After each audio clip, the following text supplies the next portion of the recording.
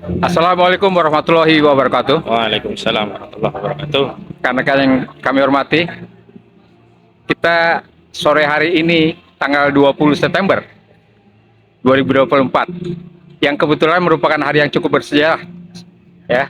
Rutinitas 5 tahunan dalam ketatanegaraan kita, di mana pagi tadi hari Sabtu ya, hari Minggu telah dilaksanakan pelantikan presiden yang baru yang terpilih, yaitu Bapak Prabowo Subianto dengan wakilnya Gibran Rakabuming Raka. Untuk itu pada kesempatan ini saya berjumpa dengan rekan saya yang sudah tidak asing lagi, yaitu Advokat Qosiduddin. Kebetulan kita satu profesi gitu ya. Ya, kadang-kadang ketemu di pengadilan begitu. Nah, kita ketemu di pertemuan ini, kita menempatkan kesempatan ini untuk bincang-bincang dengan rekan Qosiduddin. Jadi Bro Hosi, pagi tadi ya kita baru sama-sama menyaksikan pelantikan presiden terpilih, presiden yang baru, yaitu Bapak Prabowo Subianto, menggantikan presiden yang lalu yang 2 periode, yaitu Bapak Joko Widodo begitu. Nah, fenomena ini yang katakanlah merupakan hukum sistem ketatanegaraan yang rutin 5 tahun sekali kita adakan, di mana sebetulnya ada harapan-harapan apa kita sebagai wakil rakyat Indonesia gitu ya terhadap kepemimpinan Prabowo Subianto ke depannya ini, minimal 5 tahun yang akan datang, dan katanya didampingi oleh Rakabuming Raka ya, seperti itu. Nah, pasangan ini kira-kira idealnya seperti apa, dan apa kira-kira kemungkinan yang terjadi terhadap Rakabuming Raka ini, di mana yang bersangkutan ini sekarang ini banyak pihak yang menggugat beliau ya terhadap kinerjanya dan bukan kinerja ya, tapi katakanlah keberadaan beliau selama ini, di mana yang agak rame ini kasus Fufu Fafa gitu kira-kira. Karena postingan-postingan beliau yang dianggap tidak layak, guys. Tidak mumpuni gitu di dunia medsos, seperti itu dilakukan di dunia medsos. Tanggapan rekan Kosi seperti apa terhadap hal ini gitu? Baik, yang pertama di hari Ahad tanggal 20 Oktober 2024 ini saya hendak menyampaikan ucapan selamat ya, bukan kepada dipegang ya. Jadi yang pertama saya hendak menyampaikan ucapan selamat, tapi selamat ini bukan saya tujukan kepada Prabowo Subianto, bukan juga kepada saudara Gibran Rakabuming Raka, tapi saya sampaikan selamat kepada seluruh rakyat Indonesia, 280 juta penduduknya. Iya, betul. Karena hari ini selamat karena akhirnya Jokowi lengser dari jabatan. Iya, yang sudah ditunggu-tunggu. Yang sudah ditunggu-tunggu oleh banyak orang. Jadi hari ini memang saya tadi di orasi kebangsaan di dalam tadi. Iya. Ini kan acaranya tajuknya kan opera Jawa. Jadi orasi peralihan Raja Jawa. Raja Jawa. Kita baru hadir kan di dalam. Ada Raja Jawa kan? Ya, kata si Bahlil Lahadalia. Oh, ya. Yang konon satu alumni dengan abang dari UI. Oh iya, belum sah itu, belum sah ya. Kalau dia universitas instan maksudnya. Ya, begitu. Itu kan Jokowi itu sebagai Raja Jawa begitu. Kan konotasinya ke Jokowi, tidak ke yang lain. Sulit untuk ditafsirkan ke yang lain. Jadi alhamdulillah selamat kepada seluruh rakyat Indonesia bahwa akhirnya kejahatan, kezaliman, dan kebohongan saudara Joko Widodo itu ada akhirnya. Jadi tanggal 20 Oktober ini adalah hari dari ajal kekuasaan Jokowi. Yeah. Walaupun kan sebelumnya dia sudah berusaha itu untuk memperpanjang usia kekuasaan. Ngeri betul istilahnya ajal. Iya, karena yang namanya kekuasaan itu juga ada ajalnya, bukan hanya nyawa manusia. Iya. Kadang kita kan menganggap yang berkaitan dengan ajal kan hanya nyawa. Beruntung amat ya ajalnya tidak dipaksa ya. Iya. Jadi dipaksa tarik. Padahal ada ajal kekuasaan. Ajal kekuasaan. Dan kenapa saya sebut ini ajal dan lengser? Karena kan sebelumnya dia minta 3 periode. Waduh. Minta tunda pemilu. Waduh. Tapi akhirnya alhamdulillah upaya itu semuanya gagal total, dan kita mendapati hari ini saudara Joko Widodo itu lengser dari jabatannya. Jadi alhamdulillah kita bersyukur, dan saya ucapkan selamat kepada seluruh rakyat Indonesia. Selamat. Ya. Yang kedua, ini bicara tentang harapan gitu. Sebelum sampai bicara tentang harapan, saya juga menyampaikan rasa bela sungkawa yang sedalam-dalamnya. Iya. Prihatin, sedih, ya ada marahnya juga. Kenapa? Ya tadi, karena pada akhirnya Fufufafa yang kita harapkan dibatalkan pelantikannya Iya. karena dia tidak memenuhi syarat sebagai calon pemimpin Republik ini. Karena kita tahu Abang kan juga bisa baca Iya. Undang-Undang Nomor 7 2017 tentang pemilu. Iya. Di syarat untuk menjadi calon presiden dan wakil presiden itu kan di 169. Ada ABCD sampai Q ya. PK. Itu kan huruf E kan harus sehat jasmani dan rohani. Di huruf Q itu harus minimum 40 tahun. Nah, ini kan Fufufafa ini kan tidak mungkin ada satupun orang di Republik ini yang bisa memberikan pendapat bahwa Fufufafa itu sehat mental, jasmani dan rohani. Iya. Pasti orang mengatakan Fufufafa itu saraf, tidak sehat mental, tidak sehat rohani. Iya. Kalau orang dalam keadaan normal nggak mungkin keluar statement Iya, yang luar biasa. postingan tersebut juga diakui oleh adik kandungnya loh. Nah, makanya itu. Nah, saudara Roy Suryo sudah mengatakan 99,9% bahwa itu benar postingannya. Betul. Seperti itu. Kan bagaimana mungkin seorang calon Wapres pada waktu itu ya, Iya. menjadi lancar saja dan tidak ada proses hukum sebenarnya. Nah, kini harus diproses terus, Bung Osi. Iya. Harus diproses terus ini. Nah, karena itu saya sampaikan kita hari ini juga berkabung gitu. Sedih, prihatin, juga marah karena orang yang seperti ini tetap dilantik. Iya. Tetap menjadi mau tidak mau nanti fotonya ada di kantor advokat ini, ada di kantor pengadilan, ada di kantor kepolisian, Iya. ada di kantor seluruh lembaga-lembaga negara begitu. Kalau antar advokat bisa lah kita turunkan Iya. sementara ya. Kita Betul. gantilah mak bapak kita saja lah. Betul. Ya, sementara. Betul. Tapi kalau lembaga-lembaga resmi seperti sekolah-sekolah Iya. dan saya khawatir Bang nanti kalau begitu ada pertanyaan, dulu kan kita bangga ya. Anak-anak, siapa wakil presiden Republik Indonesia? Ya, Tri Sutrisno. Ya. Iya. Paling tidak Harmoko atau paling tidak siapa begitu. Begitu hari ini Ada nanti Malik pada pelajaran. waktu itu. Iya, ada Malik. Sekarang ada pelajaran. Anak-anak, siapa wakil presiden Republik Indonesia saat ini? Fufufafa. Coba bayangkan. Wah, iya. Coba bayangkan. Jadi guyonan tuh, guyonan nasional. Kalau dalam sikap batin sebagai seorang negarawan ini bukan guyonan tapi Nah. kesedihan, kepedihan dan satu keprihatinan yang luar biasa. Ketidakpatutan yang pasti. Iya. Kita prihatin Republik dengan 280 juta penduduknya yang di dalamnya ada namanya Juju Purwantoro SHM. Kok wapresnya Fufufafa begitu. Iya, Tersinggung nggak? Ya, Bang Juju. Ya pastilah. Tersinggung lah. Yang di atas Baru saya Bang juga. Juju Oh, yang iya. seperti ini aja tersinggung. Apalagi banyak profesor. Apalagi banyak doktor. profesor, banyak dokter. Tapi orang-orang ada pintar. satu dokter yang saya kira dia tidak akan tersinggung lah. Ya. Dr. Bahlil Hadali. Oh, baru kemarin tuh. Lah, iya. Baru kemarin Dia nggak akan dinyatakan tersinggung lulus. lah. Iya, dia bersyukur. Dari Fufufafa kampus jadi saya menteri. lagi. Nah, dan ini akan ditindaklanjuti, akan diproses oleh forum Iya. dokter di UI. Iya kan? Iya, Kita iya. melihat bagaimana mereka akan melakukan kerja-kerja investigasi terhadap yang tadi disebutkan ya. Bapak Mudah-mudahan siapa? ya. Nah, itu profesor dokter itu punya waktu 2 minggu untuk melakukan proses investigasi. investigasi. Betul. Jadi saya ingin lanjutkan kenapa kita bergabung ya tadi ternyata Republik seluas ini dengan penduduk 280 juta di dalamnya ada Populi, ada macam-macam ini. Ternyata kita punya wapres Fufufafa. Iya. Jadi kan prihatin kan Bang. Ini Sangat. bergabung lah. Sangat. Karena itu saya kira persoalannya hari ini kita sebelum ya menilai apa komitmen saudara Prabowo, kita masih akan kejar terus Ya. persoalan tentang tadi Jokowi yang bermasalah secara hukum yang kita akan terus kejar meskipun dia lengset. Justru ini adalah kesempatan untuk memproses hukum pasca kekuasaannya tidak. Setuju. Yang kedua ya Gibran ini harus tuntas. kita minta DPR yang berwenang memakzulkan Iya. gimana pun caranya. Nah kalau Prabowo kita tidak melihat yang tidak nampak ya Bang Iya. ya. Kita melihat yang zohir saja. Tidak signifikan lah. Jadi kalau dalam kaidah agama kan kita diminta nahnu bihukmi fi zohiri ya.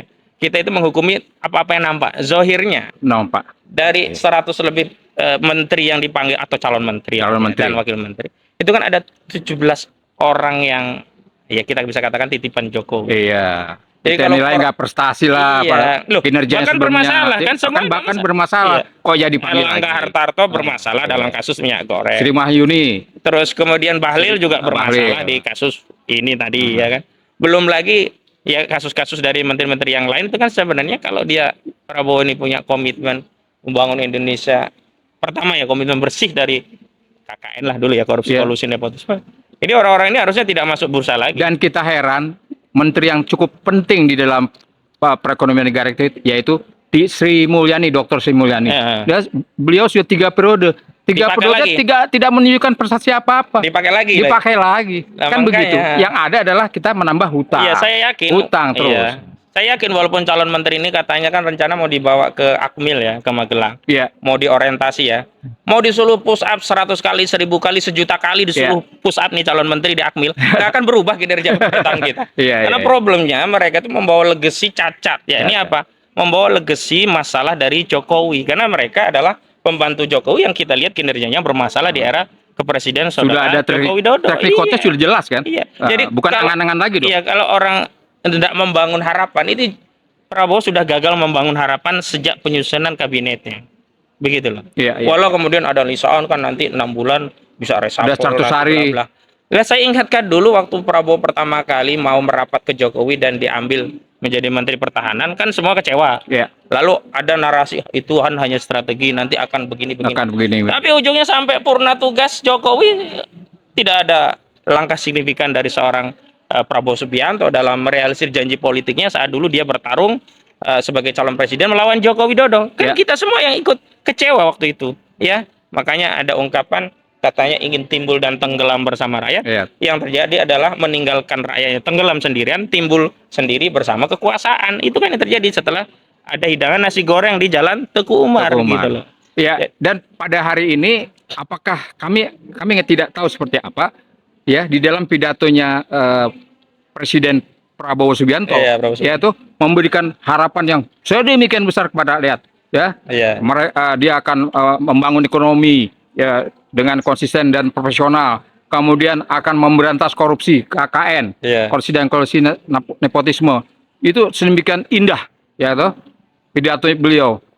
Dan ini terpanjang juga, setengah jam lebih loh pidatonya. Ya, Bang Jojo harus paham, Pak Prabowo itu kan sudah 3 kali nyalon presiden dan gagal. Jadi dikompensasi lah dulu, nggak sempat pidato menjadi presiden terpilih. Ya sekarang waktunya ini mumpung terpilih, jadi dikompensasi ya. Yang tadinya 15 menit kali 3. Kali 3. Iya, bukan main. Jadi seperti itu, kita tinggal harapan. Saya kira begini Prabowo Subianto. Berharap ya sekedar sebagai sebuah komitmen terhadap visi presiden terpilih, ya kita hormati saja. Tetapi kemudian kita melabuhkan seluruh harapan kita kepada kepemimpinan, saya kira jangan dulu. Pertama yang bisa kita ukur itu parameternya adalah kalau manakala Presiden Prabowo nanti sudah sah menjadi presiden, dia tetap terlibat melindungi kasus-kasus Jokowi, berarti tidak ada harapan. Karena yang kita harapkan setelah Prabowo menjadi presiden, dia netral. Jangan ikut cawe-cawe, ini urusan rakyat dengan Jokowi saja. Jadi jangan ikut terlibat dalam rangka melindungi berbagai kejahatan Jokowi. Biarkan proses hukum berjalan. Jokowi sudah menjadi warga negara sipil sama dengan kita. Iya, sama. Jadi tidak ada kehakisimewaan lagi, tidak kan begitu. Tidak ada privilege yang harus diberikan kepada saudara Jokowi. Oke lah kalau kemarin ketika Jokowi masih presiden, Prabowo dipanggil ke Solo masih jalan, masih berangkat, masih menghormati, masih taat karena masih presiden. Tapi setelah tidak jadi presiden, ya kita harapkan jangan cawe-cawe, jangan terlibat untuk melindungi kejahatan saudara Jokowi. Kalau tidak ingin disimpulkan bahwa ya Prabowo sama saja dengan Jokowi, begitu loh. Iya, harus dipahami bahwa hak imunitas terhadap Jokowi udah nggak ada lagi tuh. Walaupun secara konstitusi sebenarnya nggak ada ya. Tidak ada, karena walaupun dia presiden melakukan tindak pidana tetap harus bisa dihukum. Nah, ini akan lanjut kepada anaknya, putranya, seperti itu. Iya, jadi ini dua-duanya bermasalah. Bapaknya bermasalah, anaknya juga bermasalah. Tapi yang lebih bermasalah sebenarnya kita, 280 juta penduduk di Republik ini. Kok kita membiarkan itu biasa saja? Kalau kita sudah gugur kewajiban, Bang, kita sudah berusaha. Berkali-kali kita berusaha Yang justru kita pertanyakan itu sampai rekan Husin ini diusir sama siapa tuh? Satpam di itu di Mahkamah Agung, itu kasus lain itu. Berapa kali diusir? Iya, itu Mahkamah Agung, itu kasus lain, itu terkait Gus Dur, tapi bukan terkait kasus ijazah palsu, tapi kasasi. Artinya kita sebagai pengacara saja masih diperlakukan seperti itu. Iya. Gimana rakyat kebanyakan kita ini? Saya justru berpikir begini, Bang. Jangan melihat kita aja pengacara yang melakukan seperti itu, tapi ini tanggung jawab moral sebagai warga bangsa. Semua harus terlibat. Apapun resikonya, ayo bareng-bareng. Jadi seluruh rakyat harus membersamai kita. Jangan khawatirlah kita rakyat biasa nanti kena. Enggak, ini tanggung jawab kita. Karena sekarang ketika yang jadi wakil presiden Gibran itu bukan hanya wakil presidennya Bang Juju sama Ahmad Khozindudin, itu wakil presiden seluruh rakyat. Seluruh rakyat Indonesia. Iya. Ya kalau mereka semuanya ridho ya silakan saja. Tapi kalau saya jelas saya tidak ridho punya wakil presiden yang bermasalah seperti Iya. Gibran Raka Buming Raka begitu loh. Saya tidak ridho, dan ini hak konstitusi saya untuk menyampaikan pandangan pendapat saya yang tidak ridho negeri republik sebesar ini dipimpin oleh orang hanya sekaliber Gibran Raka Raka Buming Buming. Raka. Masih banyak orang di republik ini yang lebih baik daripada saudara Gibran Raka Setuju. Buming Raka Setuju. gitu. Ngenes bang kita. Kita aja kayak percuma aja sekolah tinggi-tinggi, sarjana hukum, sarjana ekonomi. Jadi Iya, kayak orang gitu. bodoh semua nih. Lalu kita dipimpin orang yang mohon maaf akhlak moralnya, dan dalam konteks orang-orang yang ini ya, torikoh itu ya, akhlak itu lebih utama daripada ilmu. Ilmu segunung, akhlaknya rusak. Lah ini ilmu sudah kacau, akhlak juga tak bermoral, kan kacau Iya. republik seperti Kan ini dipimpin dia, oleh orang seperti hadis itu. Nabi kita kan akhlak suatu negara ya, Tergantung penguasanya. tergantung penguasanya. Nah kalau Tapi penguasa jangan loh, jangan dianggap itu akhlak kita juga, kita mah nggak kayak. Oh enggak, kita nggak ikut-ikut. Nggak ikut-ikut. Iya iya iya. Iya, Ya. begitu. Oke, ada lagi bang? Cukup ya. Cukup boleh. Jadi, apa silakan. Eh,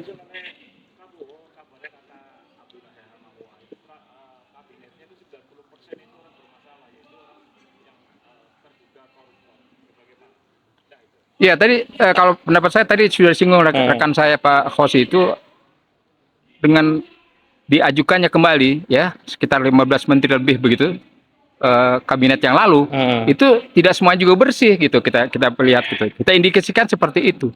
Nah ya kita berharap tentu dengan periode yang akan datang ini mereka tidak bisa cuci tangan begitu saja, tidak bisa goodbye begitu saja ya dengan kasus-kasusnya. Kita berharap tetap diproses. Jadi Pak Prabowo dengan kabinet yang baru ini tetap orang-orang yang kita anggap bermasalah, berindikasi masalah, harus proses hukum harus tetap berjalan. Begitu nggak rekan Kosi? Iya, makanya tadi secara Zohir kan kita tidak melihat apa nanti di balik itu 6 bulan akan reshuffle, nanti diganti orang-orang khusus. Itu kan kita hanya diberikan narasi. Bahkan kalaupun itu janji, ya kita tidak bisa percaya karena yang kita lihat sekarang Zohirnya. Zohirnya ada 17 menteri itu orang-orang Jokowi yang memang terindikasi bermasalah. Tito Karnavian ya tadi. Siapa namanya yang saya sebutkan tadi? Bahlil Lahadalia, Erlangga Hartarto. Kemudian Zulkifli Hasan. Setneknya Zulkifli Hasan. Setneknya Jokowi dulu siapa namanya? Pratikno. Ini kan bermasalah semua gitu loh. Jadi Prabowo ini gagal mengawali narasi harapan bangsa itu dengan menghadirkan orang-orang yang tidak memberikan hope, tidak memberikan harapan kepada kita. Bahwa itu memenuhi ekspektasi dan harapan lingkaran kekuasaan. Iya, karena itu adalah kabinet kompromi, bagi-bagi kursi. Terlihat itu ada 2 skema ya cara Prabowo membagi kursi. Yang pertama melakukan apa yang saya sebut dengan partisi, yang kedua ekstensifikasi. Partisi itu adalah memisahkan kementerian tertentu agar ada jabatan tertentu yang bisa dihadiahkan kepada koalisi mereka. Misalkan dulu Menko Polhukam, Menteri Koordinator bidang hukum, politik hukum dan keamanan itu kan jadi satu. Sekarang dipisah. Menteri politik hukum keamanan sendiri rencananya katanya akan dijabat Budi Gunawan katanya. Yang kedua Menteri Koordinator bidang hukum sendiri rencananya akan di Yusril kan. Ini kan hanya bagi-bagi jatah menteri dengan modus melakukan partisi, pemisahan. Padahal dulu kan menjadi satu kementerian koordinator kan lebih hemat, ya. Sekarang kan harus 2 nomenklatur anggaran juga, Bang. Jangan lupa itu Pratikno tuh yang bekas mantan rektor UGM itu. Iya. Dia masih bermasalah itu dengan jasa palsu Jokowi. Betul. Itu nggak pernah berkomentar, tidak pernah bereaksi. Iya, ya jangan-jangan dia desainnya ya. Iya. Yang kedua, misalkan dia melakukan ekstensifikasi dengan membentuk kementerian baru dalam rangka untuk memenuhi janji politik Prabowo seperti Menteri Koordinator bidang gizi kalau nggak salah ya, yang katanya akan dijabat rencananya ini ya, belum tahu nanti hari ini atau besok mau dilantik menteri. Ya kalau malam ini. Malam ini kalau nggak besok pengumuman dulu. Katanya Zulkifli Hasan kan jadi koordinator bidang gizi. Ini kan pembentukan kementerian yang diperluas atau diekstensifikasi dalam rangka untuk ya bagi-bagi kursi juga. Ya negara-negara contohnya negara-negara besar Amerika, Cina sekalipun ya. Itu kan kabinetnya ramping. Kabinetnya ramping banget. Tidak sampai 30 orang itu sudah sampai. Lah, Indonesia, waduh. Ini kalau nggak salah bisa 50-an lebih nanti. Iya. 50 atau berapa. Tapi ya kita tidak tahu nanti definitifnya kan kita masih tunggu pelantikannya oleh Prabowo. Tapi yang jelas tanggapan kita terhadap apa yang disampaikan oleh Pak Abdullah Yamahua. Wah. Ya kalau beliau mungkin punya data yang lebih rinci lagi sehingga lebih tidak punya harapan lagi kalau dengar data beliau. saya ya tanpa data beliau saja saya tidak punya hope Iya. terhadap kabinet yang ada hari ini, apalagi kalau Beliau. tahu data rincian yang dimiliki oleh Abdullah Hehamawa yang notabene beliau Iya. mantan senior, penasehat senior KPK. kita, Iya. mantan Begitu. penasihat KPK, kan begitu. Tentu mempunyai data yang lebih Lebih valid ya. valid ya, lebih detail. Demikian